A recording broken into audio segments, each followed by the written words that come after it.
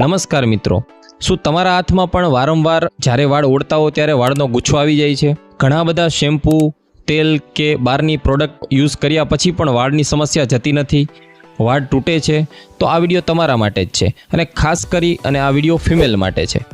આજે આપણે કમ્પ્લીટલી વાત કરશું હોમિયોપેથી દવાની કે જે તમારા વાળ ખરતા અટકાવે છે અને નવા વાળને ઉગાડે છે. દરેક હોમિયોપેથી મેડિસિન કયા કારણથી તમારા વાળ ખરે છે અથવા વાળ તૂટે છે, કયા કારણોથી વાળ ખરવાની શરૂઆત થઈ છે એ ઉપર અસર કરે છે. એટલે આજે આપણે 4 મુખ્ય મેડિસિનની વાત કરશું, 4 દવાની વાત કરશું.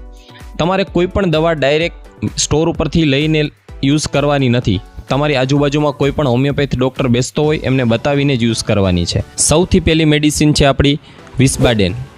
જ્યારે તમારા વાળ એકદમ પતલા થઈ ગયા હોય છે, તમારા વાળ મૂળમાંથી જ તે તૂટતા હોય છે, ખરતા હોય છે અને મૂળમાંથી નવા વાળ ઉગતા જ ન હોય છે, ત્યારે આ મેડિસિન તમારા માટે ખૂબ જ ઉપયોગી છે.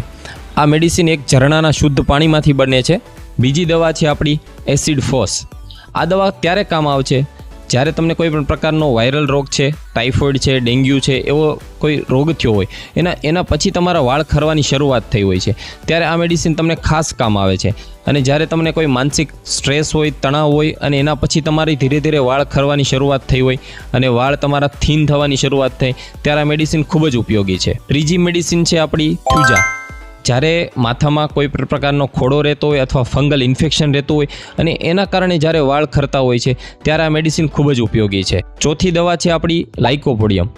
આ દવા મોસ્ટલી મેલમાં યુઝ થઈ છે. જ્યારે નાનપણથી જ તે નાની ઉંમરથી જ તે વાળ તમારા સફેદ થતા હોય છે અને આગળના ભાગમાંથી ટાલ પડતી હોય છે, તો આમાં ખૂબ જ ઉપયોગી છે. તો આ હતી આપણી હોમિયોપેથીની દવા.